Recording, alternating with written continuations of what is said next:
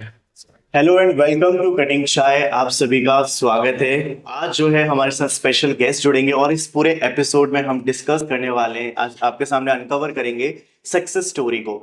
तो आज के हमारे स्पेशल गेस्ट हैं सूर्यकांत सर, जिन्होंने इस पूरी होटल इंडस्ट्री को रेवोल्यूशनाइज किया है, बहुत सारे लोगों का दिल जीता है और यहाँ पे वेलफेयर से भी रिलेटेड बहुत सारा काम है। तो अगर आप भी मेरी तरह हैं जो अपनी नॉलेज को एक्यूमुलेट करना चाहते हैं, so this episode is all for you.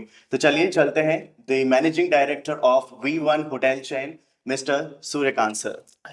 Hello sir, है। कैसे हैं आप? बहुत बढ़िया।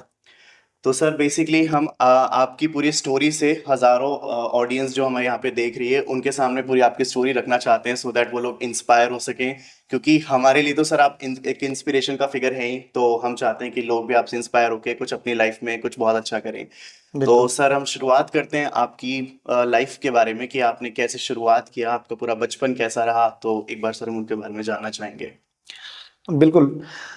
जैसे कि हम लोग जो मेरी जो शुरुआत रही, रहने वाले हम लोग छत्तीसगढ़ से हैं और छत्तीसगढ़ में प्रारंभिक शिक्षा हमारी बिरला ग्रुप ऑफ स्कूल से होने के बाद सर्वप्रथम जॉब मेरी जो लगी वो गवर्नमेंट जॉब लगी और मैं गवर्नमेंट जॉब में टीचर बना।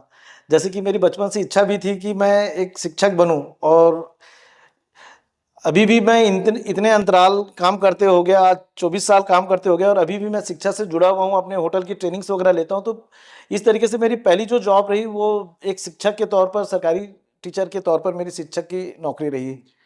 एंड बचपन से ही स्पिरिचुअल वेद पुराण और इनका पाठ करना बहुत ही अच्छा लगता था। बचपन से साय किस्म का था, कम बात करता था। तो मेरा जो संस्कार रहा, एक जैसे कि हम जॉइंट फैमिली से बिलोंग करते हैं, तो जॉइंट फैमिली के संस्कार के साथ साथ जो वेद पुराण गीता और श्रीमद् भागवत पढ़ने का, सुख सागर आदि पढ़ने का जो मेरे को अवसर मिला, उससे मेरे व्यक्तित्व में, मेरे काम में, जो सोसाइटी को देना है या व्यापार में जो भी काम करना है, उसके लिए मेरे को काफ़ी प्रेरणा मिला उनसे। तो इस तरीके से चलते चलते फिर मेरे एल्डर ब्रदर जो थे वो बेसिकली वो होटलियर थे। उन्होंने दार्जिलिंग से पढ़ाई किया था, IIES इंस्टीट्यूट से। तो उनको एक टाइम बाद ऐसे लगने लगा कि बिकॉज ऑफ उनको होटल मैनेजमेंट कराने में, फादर उस टाइम एक अकेले काम करने वाले थे और हम लोग 3 भाई 1 बहन, तो एक को ही हम आगे बढ़ा सकते थे। तो धनराज भैया को हमने होटल मैनेजमेंट के लिए बाहर भेजा। उस टाइम में मेरी जो कॉलेज है, पढ़ने में मैं ठीक ठाक अच्छे स्टूडेंट में आता था, लेकिन ड्यू टू भैया बाहर जा रहे थे तो इसको जो मेरा जो कॉलेज है वो वहाँ के जो भिलाई स्टील प्लांट है वहाँ बहुत ही अच्छा कॉलेज, एक कल्याण कॉलेज माना जाता था, वहाँ से होना था, बट वो विड्रॉ हो गया और फिर मैंने गवर्नमेंट कॉलेज से किया। उसके बाद मैं MBA करना चाहता था, लेकिन MBA के लिए मैंने फॉर्म भी भरा, लेकिन हमारी जो छोटी बहन है उसकी शादी लग गई, 18 साल की हो गई थी, फादर ने उसकी शादी लगा दी, मैं MBA भी नहीं कर पाया। और इस बात के लिए जो मेरे एल्डर ब्रदर थे उनको हमेशा एक फील रहता था कि सूर्यकांत इतना पढ़ने में इतना अच्छा है, पोएट्री भी लिखता है और पढ़ने में हमेशा नॉवेल वगैरह कुछ ना कुछ पढ़ते रहता है, स्पिरिचुअल वेद पुराण भी पढ़ता है, लेकिन वो जिस जगह से मैं पढ़ाई किया उस जगह से वो नहीं कर पाया। तो उनके मन में एक हमेशा से एक फील रहता था। जब मैं गवर्नमेंट जॉब लगा तो उनको ये था कि सूर्यकांत एक गवर्नमेंट टीचर कैसे हो सकता है। मैं वो उस टाइम में धनराज भैया होटल इंडस्ट्री में ऑलरेडी यहाँ ट्रेनिंग में आ गए थे, बट वो उनकी महत्वाकांक्षा बहुत ही ऊंची थी। वो जानते थे कि वो एक दिन वो अच्छे ग्रुप में GM बनेंगे, ग्रुप GM बनेंगे, तो उनका छोटा भाई भी इस इंडस्ट्री में है और इस उद्देश्य से उन्होंने मेरे जो छोटे भाई है उनको बचपन में ही सैफ कोर्ट में फ़ोटो खिंचवाया एंड मेरे को यहाँ जयपुर गवर्नमेंट जॉब रिज़ाइन करके जयपुर बुला लिया एंड मेरे को सर्विस डिपार्टमेंट में उन्हें अपॉइंट किया और धनराज भैया फ्रंट ऑफिस डिपार्टमेंट में थे ही। तो इस तरीके से कैरियर की स्टार्ट हुई। बचपना जो रहा बिल्कुल जॉइंट फैमिली में और अच्छे माहौल में मेरा रहा है, बड़ों के मार्गदर्शन भी रहे हैं, है ना, तो बहुत ही अच्छा रहा है।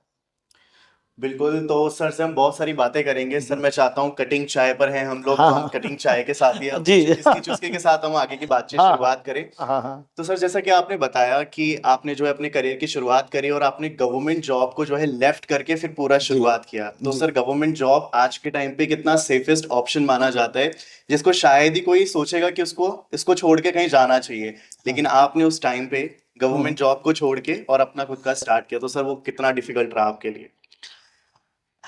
देखिए, गवर्नमेंट जॉब छोड़ने में गवर्नमेंट जॉब करना और छोड़ना दो अलग चीज़ें हैं। हर कोई चाहता है कि गवर्नमेंट जॉब उसको मिल जाए, क्योंकि गवर्नमेंट जॉब क्या है, एक सिक्योर एक जगह है जहां आपकी ज़िंदगी एक एक ही प्लेटफॉर्म पे रहेगा, है ना। उस प्लेटफॉर्म में आपके व्यवस्था के अनुसार आपकी तरक्की होते रहेगी। बट आप कहीं ना कहीं, मेरा व्यक्तिगत ऐसा विचार है कि आप गवर्नमेंट जॉब से इंसान बंद भी जाता है ना।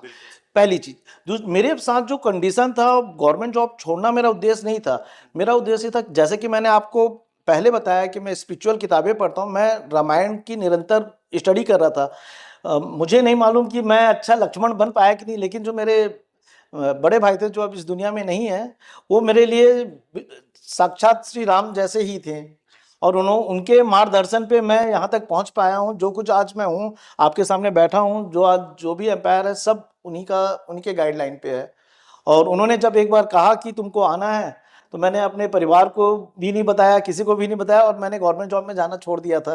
कुछ दिनों के बाद, जैसे कि मैंने पहले आपको बताया कि मैं थोड़ा साय किस्म का था, तो घर वालों को एक एक फील नहीं हुआ कि ये जॉब में क्यों नहीं जा रहा है। जब इनको थोड़ा कुछ दिनों बाद पता चला, इन्होंने पूछा कि क्यों नहीं जाना चाहते, तो मैंने बोला कि भैया ने बोला है कि जॉब नहीं करना है, तो आपको बिजनेस करना है या आपको गवर्नमेंट जॉब नहीं करना, आप छोड़ दो। बस आगे क्या होगा, क्या करना था, मेरे बिल्कुल कुछ जानकारी नहीं था। बस भैया ने इतना ही कहा था, तुमको गवर्नमेंट जॉब से रिजाइन करना, और मैंने रिजाइन कर दिया था, सिर्फ उनके एक मार्गदर्शन पे। और इसका कोई मलाल नहीं था कि गवर्नमेंट जॉब, उस टाइम में गवर्नमेंट जॉब सन 2000 में गवर्नमेंट जॉब अमूमन बहुत स्ट्रगल था गवर्नमेंट जॉब के लिए, आसानी से नहीं लग पाता था। सामान्य जो कास्ट है उसके लिए बहुत स्ट्रगल था, but by the grace of God, Mata Rani के आशीर्वाद से हो गया था।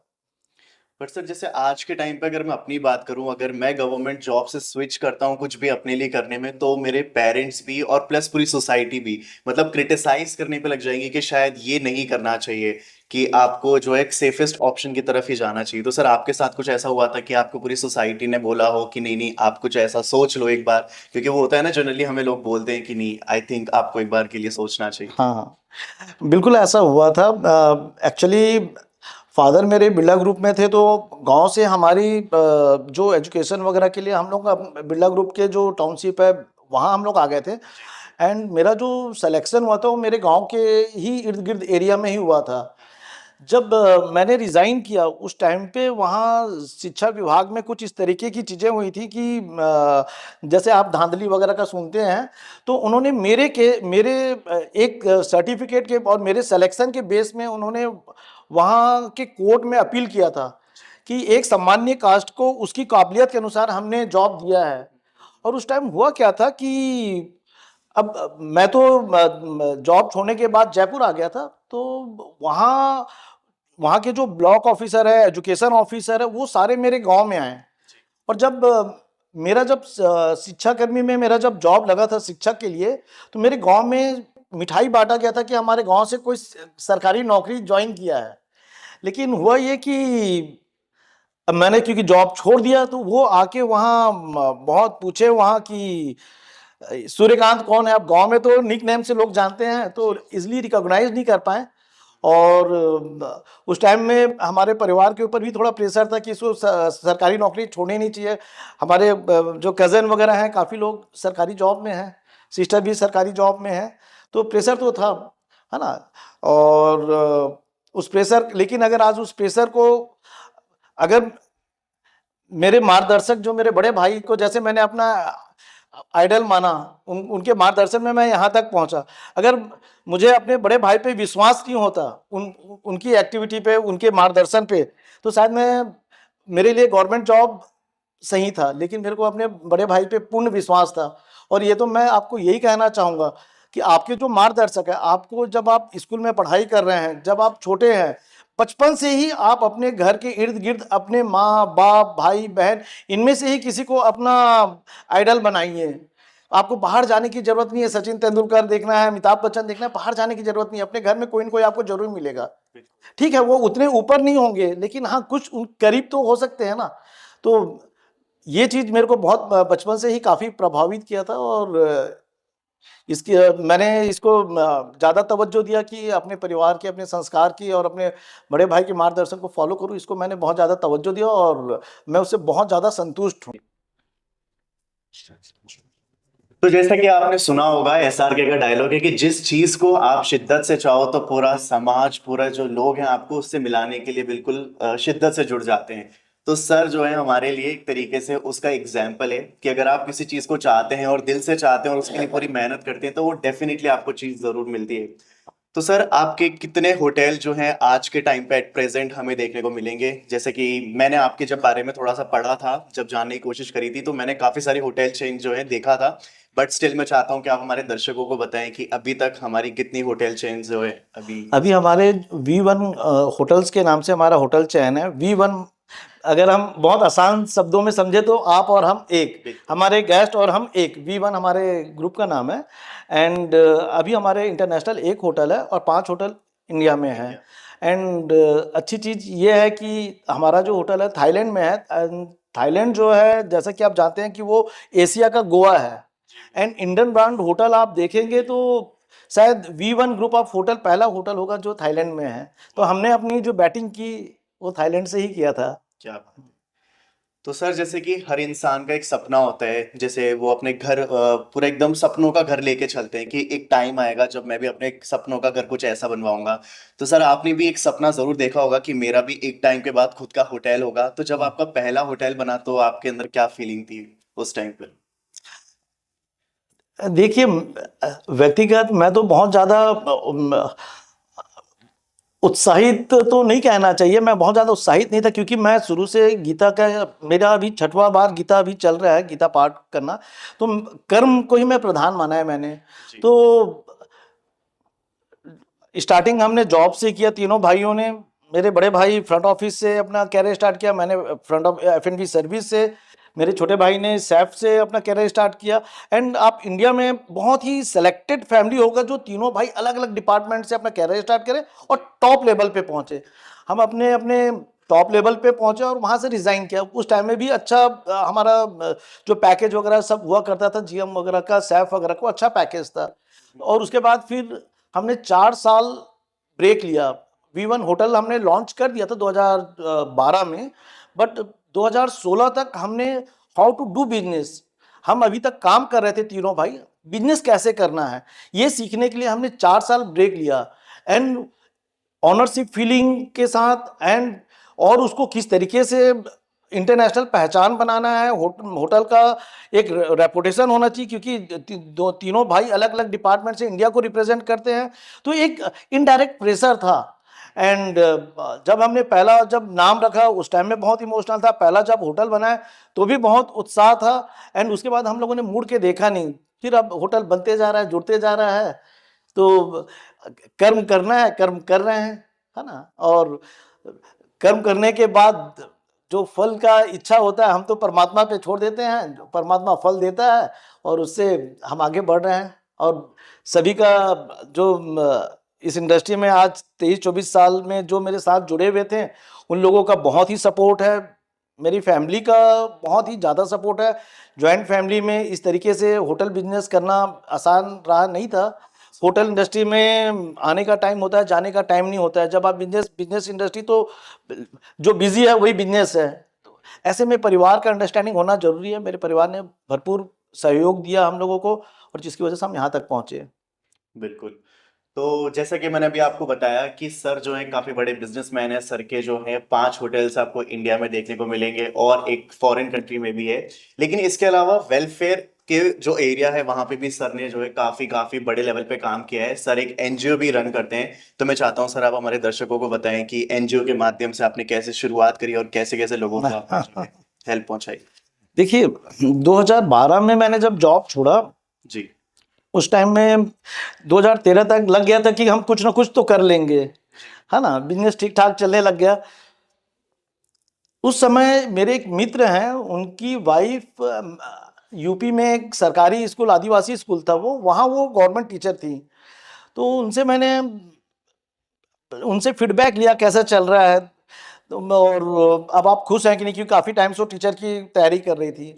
जब उन्होंने बताया कि आदिवासी स्कूल है, बड़े बड़े बच्चे हैं, बिना कपड़े पहने आ जाते हैं, एंड पढ़ाने में भी नज़र झुका के पढ़ाना पड़ता है सूर्या, तो बहुत दुख होता है ऐसे करके। जब ये चीज़ बताया उन्होंने, तो मैंने अपने जो मेरे बड़े भाई हैं मिस्टर धनराज, उनसे मैंने डिस्कस किया कि भैया ये इस तरीके से भाभी जी बता रही थी कि और इसके लिए हम क्या कर सकते हैं। उस टाइम में हमारे भैया ने, मिस्टर धनराज ने हमको गाइड किया कि हमको एक एनजीओ बनाकर एक प्लेटफॉर्म हमको करना चाहिए। एंड उस टाइम हमने hope for kids and welfare foundation के नाम से एक एनजीओ बनाया। एंड ये नेशनलाइज्ड एनजीओ है, और इसके अंतर्गत हमने सबसे पहले यूपी के मैनपुरी गांव में, जगीरा गांव है, उसको सपोर्ट करना चालू किया। एंड आज होप फॉर किड्स की सेवाएं जो है ऑल ओवर इंडिया में चल रहा है। नांदेड़ का एक बच्चा है दिव्यांश, जिसका जो न्यूरो सर्जरी हुआ उसका भी लगभग 15 ऑपरेशन हो चुका है। एंड फाइनेंशियल क्राइसिस में जब वो आ गए थे उनके पेरेंट्स, तो हमने उसमें फिर कुछ जो फ्रेंड सर्किल से, कुछ ऐसे सोशल मीडिया से हम लोगों ने उनके लिए फंड की व्यवस्था की। एंड वो बच्चा आज 14 ऑपरेशन उसका हो चुका है, अभी भी वो हॉस्पिटल में है, वो भी जुड़ा हुआ है। एक उमरेठा गांव अभी हमने ले रखा है आदर्श ग्राम के लिए, 2021 में लिया था, अभी 24 से लास्ट ईयर है, तो वहाँ हमारी सेवाएं चल रही है। एंड जयपुर में हमारा डिग्गी मालपुरा रोड पे हमारा एनजीओ का कैंपस भी है, जहाँ हम कंप्यूटर एजुकेशन देते हैं। हम लोग रोजगार के लिए हम लोग वर्क करते हैं। हमारे एनजीओ में हम गांव के लड़के लाते हैं, उनको काम सिखाते हैं, होटल का भी काम सिखाते हैं। हमारे होटल में V1 ग्रुप ऑफ होटल में हम उनको ट्रेनिंग देते हैं, और उसके बाद अच्छे होटल में उनको रिक्रूट करते हैं। तो इस तरीके से एनजीओ का काम भी 2012 से निरंतर अभी चल रहा है। लॉकडाउन जब लगा तो फिर एनजीओ में हम लोगों ने, क्योंकि हमारा होटल था, तो होटल से हम खाना बनाकर पूरे जयपुर का हम सर्कल लगाते थे। और उस टाइम में मुझे याद है कि पुलिस की गाड़ी और मेडिकल गाड़ी के अलावा विरले ही गाड़ी थे जो एनजीओ वगैरह अलाउड नहीं था। लेकिन हमारी एक गाड़ी को प्रशासन से एनओसी मिला था, और हम पूरा खाना निरंतर 2 साल तक हमारी सेवाएं चलती रही। तो परमात्मा ने हमको ये प्रेरणा दिया कि ये करना चाहिए, और इस तरीके से करते आ रहे हैं, 2012 से निरंतर करते आ रहे हैं। क्या बात है सर, बहुत बहुत ज्यादा खुशी मिलती है जब इस तरीके की हम चीजें सुनते हैं कि एक इंसान सक्सेसफुल होने के साथ साथ जब सोसाइटी को गिव बैक करता है तो उसका जो है इस तरीके से आपको मिलता है। लेकिन सर मैंने जब आपकी स्टोरी पढ़ी थी, जब मैं जानने की कोशिश कर रहा था, तो मैंने एक बच्चे के बारे में भी सुना था जो आपके एनजीओ से जुड़ा हुआ है, और उसकी मदर ने उसकी डिसेबिलिटी के चलते यूथनेशिया के बारे में बात करी थी। लेकिन जब आपने उनकी मदद करी तो आज वो बच्चा जो है हंसता है, खेलता है, और उसके बाद जो है वो अपनी एक अच्छी सी खुशहाल जिंदगी जी पा रहा है। तो सर उसके बारे में आप थोड़ा सा बताना चाहेंगे कि आखिर क्या था वो इंसिडेंट? देखिए, ऐसे एक बच्चे नहीं है, ऐसे मेरे पास बहुत सारे बच्चे हैं जिनके लिए हम लोग सपोर्ट सिस्टम देते हैं। जिस आप बच्चे की बात बता रहे हैं, वो बच्चा भी बाहर का ही बच्चा था, और उसका जब इंसिडेंट का हमको पता चला, उसके भी किसी एक्सीडेंट में कुछ मिस हैपनिंग हो गई थी। एंड जब उसको मेडिकल सपोर्ट जब देना था, स्कूल भी विड्रॉ हो गया था। फिर हमने उसको गवर्नमेंट जॉब, ये गवर्नमेंट स्कूल में एडमिशन कराया है ना। एंड मेडिकल सपोर्ट के लिए जो भी बन पड़ा हमारे से, हमने वो किया। उस टाइम में उनके फादर जो काम करते थे वो डिसेबल हो गए थे, वो काम नहीं कर पा रहे थे। हमने उनको स्टार्टिंग में कुछ मित्रों से मिलकर हमने उनको कुछ फंड दिया, कुछ कपड़े दिए बच्चे के लिए। स्कूल में इजली एडमिशन नहीं हो पा रहा था, एडमिशन करवाया। एंड वो बच्चा अभी अच्छा पढ़ रहा है, अच्छा कर रहा है ना। एंड हमको मामा के संबोधन से बुलाता है, तो अच्छा लगता है, हम लोग को भी अच्छा लगता है कि हम जिस सोसाइटी ने हमको दिया, जिस परमात्मा ने हमको इतने संस्कार, इतना आशीर्वाद दिया, हम कुछ दे पा रहे हैं, इसका हमेशा से संतुष्टि मिलता है। और आपको एक चीज़ और मैं शेयर करना चाहूँगा कि हमारे एनजीओ से ही हमने एक बच्ची लिया था, असम की बच्ची थी, जो हमने अपने होटल में जिनको ट्रेनिंग दिया था। और उसको सन 2022 में हमने उसकी शादी प्रॉपर, जो सनातन धर्म के हिसाब से शादी होता है, लड़का भी हमने देखा। हमारी माता श्री ने उनको जो भी संस्कार के अनुसार, जो रिचुअल के हिसाब से जो भी रीति रिवाज है, उसके हिसाब से लेन देन जो करना था वो भी किया। और आज बच्ची बहुत सुखी से अपने ससुराल में है। तो ये सब चीज़ सुकून देता है, और ये सुकून हम पैसे से नहीं कमा सकते। बहुत रात को जब हम सोते हैं तो एक सुकून की नींद होती है। हमको ऐसा लगता है कि परमात्मा ने हमको कुछ उद्देश्य से भेजा है यहाँ, सिर्फ कमाने के लिए नहीं भेजा, कुछ देने के लिए भी भेजा है। बहुत सुकून महसूस होता है। बिल्कुल सर, ये काफ़ी इंस्पायरिंग चीज़ है हम सभी लोगों के लिए। तो सर जैसे कि मैं आपके बारे में पढ़ रहा था, पूरी होटल चेन के स्टडी कर रहा था, तब मैंने देखा था सर आपकी जो फैसिलिटीज़ हैं वो पूरी A1 है, वो किसी लग्जरी होटल से कम नहीं है। लेकिन सर उसकी प्राइजेस इतनी कम है कि वो किसी आश्रम के मतलब वहाँ के एक्सपेंस के बराबर है। तो सर ये कैसे आप मैनेज कर पाते हो इन सब चीज़ों को? देखो बहुत आसान है। जैसे हमारे V1 होटल, आप मैंने नाम बताया आपको। V1 क्या है? हमारा जो स्लोगन है गेस्ट फर्स्ट। गेस्ट फर्स्ट का मतलब है कि V1, गेस्ट और हम एक। अगर मैं जब ये शब्द कहता हूं कि गेस्ट और हम एक, तो एक का मतलब होता है कि मैं अगर गेस्ट की नीड को अगर मैं नहीं समझूंगा, गेस्ट की नीड या तो वो अपनी जरूरत बताएंगे या तो बजट बताएंगे। गेस्ट अगर बजट बताता है कि हम हमारा बजट ये बजट है, तो हम जो भी अमुक बजट बताता है उसके हिसाब से हम उनकी रिक्वायरमेंट लिस्ट हम लोग बनाते हैं और उनको सेटिस्फाई करने की कोशिश करते हैं, है ना। और हमारे यहाँ जो V1 होटल के जो भी अच्छे रिव्यूज़ या जो भी है, वो उसका बहुत बड़ा रीज़न एक ही है कि ये टीम वर्क है। मेरा जो शेफ़ है, हमारी जो कंपनी में जो शेफ़ है, वो हमारे साथ आज लगभग 23 साल से जुड़े हुए हैं। मेरे से भी 6 महीने सीनियर है मेरे जो शेफ़ है। जो मेरे अंडर में ट्रेनिंग किए थे सन 2009 में, 8-9 में, वो मेरे जयपुर होटल का GM है। जो मेरे एल्डर ब्रदर के अंडर में ट्रेनिंग किए थे, वो डिफरेंट होटल्स में हमारे हमारे ही लड़के GM हैं। हमारे ही अपने बच्चों को हमने HODs बनाया, GM बनाया, और उनको एक चीज़ बताया कि होटल इंडस्ट्री में आपको फॉर्मेलिटीज़ नहीं करना है, पर्सनलाइज सर्विस देना है। जब आपके घर में मेहमान आते हैं तो आप उनको जिस तरीके से मनुहार करते हैं, बिल्कुल वही मनुहार आप गेस्ट को कीजिए, है ना। और V1 की जो आइडियोलॉजी है वो यही है, पर्सनलाइज सर्विस में। और इन सब से जो हमको जो प्रेरणा मिली कि जो गेस्ट है, जब गेस्ट को हम रियलाइज कराते हैं कि आपका होटल है, तो हमको कोई एडिशनल वैल्यू एडेड मार्केटिंग करने की जरूरत नहीं पड़ती है। गेस्ट ही हमारे माउथ पब्लिसिटी से गेस्ट आते हैं और पैटर्नाइज करते हैं। तो आज जो जो भी हमारा होटल है सक्सेसफुली हम चला रहे हैं, इंटरनेशनल, नेशनल, अभी अपकमिंग 3 होटल और है, इंटरनेशनल होटल भी है, डोमेस्टिक में भी होटल है। और ये सारे हमारे रिपीट कस्टमर, रिटेन कर रहे हैं हम गेस्ट को, वही गेस्ट हैं हमारे। और इसमें गेस्ट का बजट, उनकी रिक्वायरमेंट, दोनों में तालमेल हम बनाने की कोशिश करते हैं। और उसमें बहुत बड़ा सपोर्ट, क्योंकि हमारी एक इवेंट कंपनी भी है, विजन हॉस्पिटैलिटी मैनेजमेंट, तो हमको इवेंट में कॉस्ट निकालना भी आता है, और होटल में प्रोडक्शन यूनिट का भी हमको नॉलेज है, तो इससे काफ़ी सपोर्ट मिल जाता है। ग्रेट। तो सर जो कॉन्सेप्ट होता है अतिथि देवो भव, हाँ उसको बिल्कुल। भी सरपास करके हाँ हाँ आपने बिल्कुल। अतिथि को बिल्कुल उनको फील कराया कि ये जी आप ही का घर है। जी तो सर बिल्कुल बहुत बहुत सुंदर कॉन्सेप्ट है। तो जी। सर हमारे लिए तो सर आप मेरे जैसे लाखों लोगों के लिए आप इंस्पिरेशन हो। तो सर मैं जानना चाहूंगा आपके लिए कौन है इंस्पिरेशन, जिनसे आप जो है इंस्पायर होते हो, मोटिवेट होते हो कि हाँ मुझे और ज्यादा इस इंडस्ट्री में और वर्क करना है? देखिए, मैंने बचपन से ही, जैसे कि आपको पहले ही बताया कि मैं बचपन से ही अपने जो मेरे एल्डर ब्रदर हैं धनराज जी को मैंने फॉलो किया। और काफ़ी वो प्रोफेशनल व्यक्ति थे, और उनकी 2021 में मृत्यु होने के बाद आज भी मैं अपने एल्डर ब्रदर धनराज जी को ही फॉलो करता हूँ। और फॉलो करने के लिए मैंने उनकी मूर्ति बनवाकर आज हमने अपने घर में उनकी मूर्ति रखी है। मैं रोज़ उनकी पूजा करता हूँ, और रोज़ उनसे मैं प्रार्थना करता हूँ कि वो जिस तरीके से जीवित रहते मुझे मार्गदर्शन दिए। वो आज हमारे बीच में नहीं है, लेकिन उनकी जो प्रेरणा है वो हमेशा हमारे साथ रहेगी। और जाने अनजाने भी मेरे से कोई गलती ना हो जाए, इनके लिए मैं उनसे प्रार्थना करता हूँ। और मेरा मनोबल और मेरे को आगे बढ़ने के जो मेरी इच्छा शक्ति है वो और प्रबल होते जाती है जब मैं अपने भाई के सामने खड़ा होकर बात करता हूँ। तो मेरे जो आइडल हैं वो मेरे एल्डर ब्रदर ही हैं। बिल्कुल। और सर ने जैसा कि कहा कि आपको जरूरी नहीं कि आपको आइडलाइज केवल उन लोगों को करना है जो शायद मूवी इंडस्ट्री में होते हैं या फिर कोई बहुत बड़ी चीज अचीव कर चुके होते हैं। अगर हम अपने आसपास ही देखेंगे तो बहुत सारे ऐसे लोग मिल जाएंगे जिनसे हम जी प्रेरणा ले सकते हैं। जैसे हमारे घर में ही काफी सारे लोग होते हैं, और उसी तरीके से सर ने भी अपने ब्रदर को आइडलाइज किया और उनके मार्गदर्शन पर ही आज जो है सर इतने बड़े मुकाम पर पहुंच चुके हैं।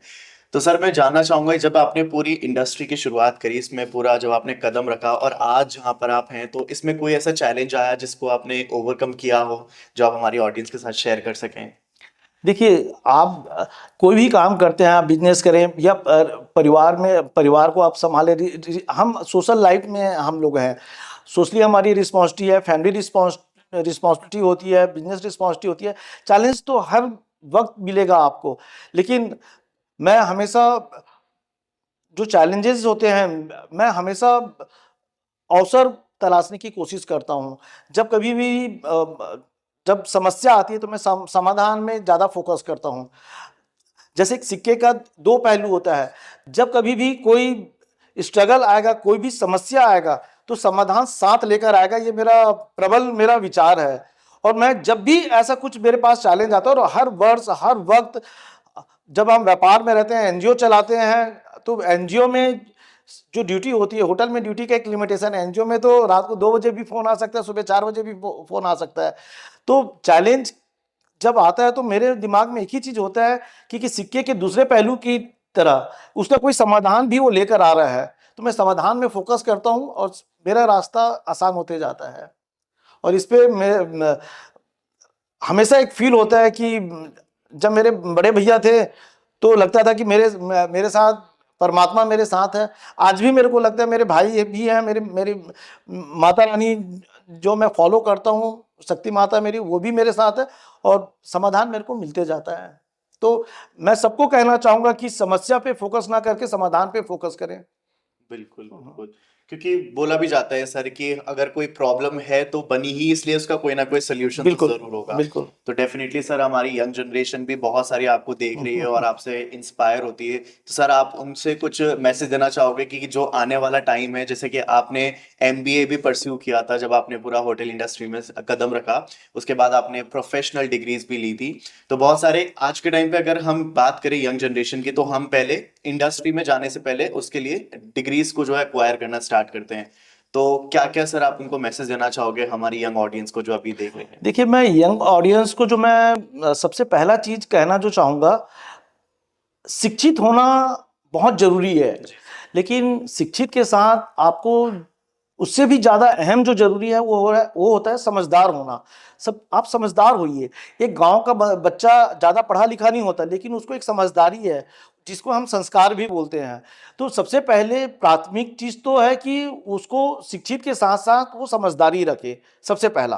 दूसरी चीज, वो कोई जो बच्चे हैं वो कोई भी मजहब से आते हो, वो अब जिस मजहब में है उस मजहब की प्राथमिक जो स्पिरिचुअल जो उनके चाहे वो गीता हो, पुराण हो या बाइबल हो, वो उनका अध्ययन जरूर करें।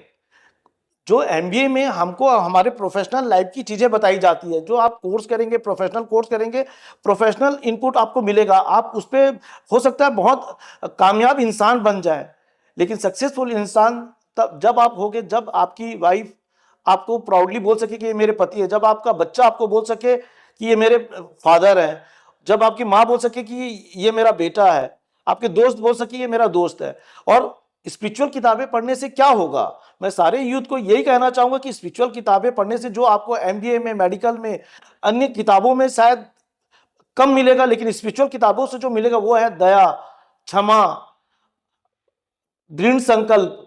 ये कुछ चीजें ऐसी हैं, ये चीजें आपको एमबीए की किताब में या होटल मैनेजमेंट या किसी भी इंजीनियरिंग कोर्स में नहीं मिलता है। आप देना सीखिए, आप क्षमा करना सीखिए, सुनना सीखिए आप, और सकारात्मक रहिए। कोशिश तब तक करते रहिए जब तक आपको मंजिल ना मिल जाए। लाइफ है, स्ट्रगल होगा, आसानी से कोई चीज मिल गया उस पर सक्सेस नहीं है। आप समुद्र को चीर कर निकलेंगे, वो आप तब तैराक बनेंगे। बहते हुए नदी में तो सब तैर लेते हैं, आपको नदी चीर के निकलना है। और ये सब की प्रेरणा आपको आपकी स्पिरिचुअल किताबें हैं, जो आपके घर के संस्कार हैं, अपने माता पिता, अपने भाई बहन, आपके दोस्त यार, आपके शिक्षक गण, इनसे आप हर दिन सीखते रहिए। मैं हर दिन, मेरे जो भी गेस्ट आते हैं, मैं हर दिन उनसे, मैं जिनसे भी मिलता हूँ, मेरे बच्चे हैं, मैं बच्चों के सामने भी बैठता हूँ, मैं कोशिश करता हूँ कि उनसे कुछ सीख सकूं। कुछ गलती हो रही है, मैं कोशिश करता हूं कि वो जो गलती कर रहे हैं वो गलती मैं ना करूं। मैं हमेशा नोटिस करने की कोशिश करता हूं। आप भी नोटिस करने की कोशिश कीजिए कि वो आपके सामने आपका कोई दोस्त गलती कर रहा है, कम से कम वो गलती आप नहीं करेंगे। गलती को दोहराए ना, गलती को हम गलती करें, गलती है, इंसान है, गलती होगी, बट गलती को आप भूल चूक से दूसरी गलती भी हो सकती है, लेकिन तीसरी गलती करने से आपको बचना चाहिए, क्योंकि ये आपकी आदतन बन सकती है, आप हैबिचुअल हो सकते हैं उस गलती के। तो हर दिन अपने आसपास के लोगों से, अपने घर से सीखते रहिए, समझते रहिए। बिल्कुल। तो जैसे कि सर ने बताया है कि हम इंसान ही सर हमें डिफरेंशिएट इस चीज के लिए करते हैं कि हम अपनी गलतियों से सीखते हैं और आगे बढ़ते हैं। तो बिल्कुल, जब भी कुछ भी ऐसा होता है, जैसे कि अगर सर आज मैं आपसे रिलेट बहुत ज्यादा कर पा रहा हूँ, क्योंकि एक टाइम ऐसा था जब मैं भी गवर्नमेंट सेक्टर के एग्जाम्स की प्रिपरेशन कर रहा था, और उसके बाद सर स्विच किया मैंने, मतलब एक स्टेप लिया जिस तरीके से सर आपने बिल्कुल कंप्लीटली एक स्टेप लेके आज आप इतने बड़े मुकाम पर पहुंचे। तो कुछ सर वैसी ही मेरी जर्नी है, और आप में मैं खुद को देख पाता हूँ, और सर ऐसे ही हमारी बहुत सारी जनता है, बहुत सारी ऑडियंस है जो अपने आप को आप में देख सकती है। तो बिल्कुल सर हमारे लिए तो बहुत ज़्यादा इंस्पायरिंग है ये चीज़। और जैसा कि सर ने बताया कि गलती करना बहुत बड़ी बात नहीं है, लेकिन उस गलती को रिपीट ना करना और उससे सीख बिल्कुल कर आगे बढ़ते रहना, ये एक सक्सेस मंत्र है जो हमारे बिल्कुल। साथ शेयर करना चाहते हैं। तो sir before we wrap up our today session, आप हमारी ऑडियंस को कोई मैसेज डिलीवर करना चाहेंगे जो आपको लगता है कि हाँ आज के टाइम पे बहुत ज्यादा जरूरी है लोगों को समझने के लिए? बिल्कुल, सबसे पहले तो मैं ये कहना चाहूँगा सभी दर्शकों से, मित्रगणों से, सभी से कि आज न्यूक्लियर फैमिली बहुत स्पीड से बढ़ रहा है। हम अपने लाइफ में बहुत आगे बढ़ सकते हैं, कहीं किसी भी मुकाम तक पहुंच सकते हैं, लेकिन हमें कोशिश करनी चाहिए कि हम अपने संयुक्त परिवार की ओर आगे बढ़ें। आज ऑनलाइन में भी आज एक मेडिसिन भी ऑनलाइन से आ जाता है, लेकिन क्या हम अपने परिवार से दूर जा रहे हैं? क्या हम हम हमारे जो पूर्वज हमको जो संस्कार देकर गए हैं, क्या हम उस विरासत को संभाल पा रहे हैं, या हम कोई नई पहचान हम अपने आने वाले समाज को, अपने आने वाले जनरेशन को देने जा रहे हैं? आप निरंतर कोशिश कीजिए कि आप संयुक्त परिवार में रह सकें। पहली चीज तो मैं ये सभी से कहना चाहूंगा, क्योंकि बुरे वक्त में, जब आपने कोरोना काल में भी देखा है कि बुरे वक्त में ही परिवार ही साथ रहा है। जब आप परिवार के साथ रहना सीख जाएंगे, अपनों को रिस्पेक्ट देना सीख जाएंगे, तो आप यकीन मानिए आप अपने सोसाइटी को भी रिस्पेक्ट देना चालू कर देंगे। जब आप सोसाइटी को रिस्पेक्ट देंगे तो आप अपने देश को भी रिस्पेक्ट देना चालू करेंगे। तो शुरुआत आप अपने परिवार से कीजिए। और जो आदमी हार के जीतता है वही विजेता कहलाता है। तो हारने से आप कोई ऐसी कोई गलत धारणा नहीं ना रखें। जैसे कि हमारे राजस्थान में कोटा में बच्चे सुसाइड कर लेते हैं, बहुत दुख होता है। आपको यहाँ से बाहर निकलना है। हार होगा, हार से जो चीज आप जान सकते हैं वो जीत के नहीं जान सकते आप। तो हार आपको बहुत बड़ी सीख देता है, जो एमबीए में भी आपको नहीं मिलता। कि आपका आप कितने भी सक्सेस हो जाएं, आपका एक डिफीट आपको पूरी जीवन पर्यंत के लिए आपको शिक्षा दे सकता है। तो आप एनालिसिस करते रहें, फेथ रखें, एक जो परमात्मा है आप जिस रूप में मानते हैं उसके लिए आप विश्वास रखें, और संयुक्त परिवार के साथ आप अपना लाइफ को जुड़ के बात करते रहो। परेशान हो ना कभी। अगर आप शादीशुदा हो, मैं शादीशुदा हूं, मैं कई बार अपने छोटे बच्चों से पूछता हूं कि बेटा आप यहाँ होते तो कैसा, आप क्या करते?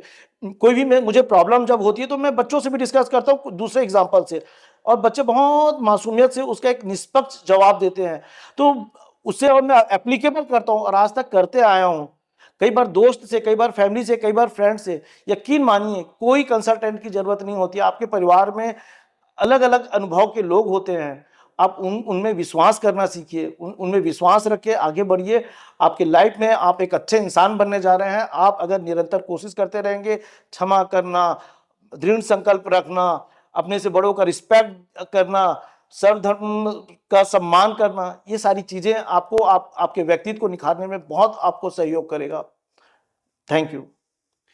तो सर मेरे को आपका पॉइंट से मुझे बहुत ही अच्छा लगा, जैसे कि मैं भी अपने आसपास ही देख पाता हूँ कि बहुत सारे मेरे फ्रेंड सर्कल में भी ऐसे काफी सारे लोग हैं जो न्यूक्लियर फैमिली पे ज्यादा फोकस करते हैं। उनको ऐसा लगता है कि अगर वो अपनी जिंदगी में सक्सेस को अचीव कर पाएंगे तो उन्हें कहीं पे जाके पढ़ना पड़ेगा, कहीं दूसरी सिटी में, कहीं दूसरे स्टेट में जाकर रहना पड़ेगा नई चीजें सीखने के लिए। लेकिन मुझे भी ऐसा, बिल्कुल मैं आपकी बात से एग्री करता हूँ कि अगर आप अपने परिवार के साथ रहते हैं ना तो आपको एक मेंटल सपोर्ट मिलता है। आप कोई भी चीज होते हैं, क्योंकि कहा भी जाता है कि माँ बाप जो होते हैं वो आपके अल्टीमेटली आपको अनकंडीशनल लव जो कर सकता है इस दुनिया के अंदर, तो वो बिल्कुल। माँ बाप ही होते हैं। तो बिल्कुल सर ये फैमिली के साथ रहना, और सर मेरे दिल को सर बहुत ज्यादा बात हुई, और उम्मीद है सर हमारे दर्शकों को भी आपकी ये सारी बातें बहुत थैंक यू। बहुत ज्यादा काम आएंगी। सो आई होप आप सभी को भी ये बातें आप अपनी जिंदगी में अप्लाई करेंगे और आगे बढ़ते रहेंगे। और सर की भी जितनी भी अभी तक हमने बात करी उसके अंदर एक चीज बहुत ज्यादा कॉमन थी, और वो ये थी कि कंसिस्टेंसी के साथ अगर आप हार्ड वर्क करते हो तो आप कुछ भी आप जो है अचीव कर सकते हो, चाहे फिर बात करो आप किसी भी डोमेन में हो, और कभी भी एंड ऑफ द वर्ल्ड नहीं होता सर, जहां तक मुझे बिल्कुल पता है। बिल्कुल अगर आप किसी भी एक डोमेन में फेल होते हो तो देर आर मल्टीपल ऑप्शंस जो आपके लिए खुल जाते हैं, मल्टीपल डोर्स बिल्कुल आपके लिए खुल जाते हैं।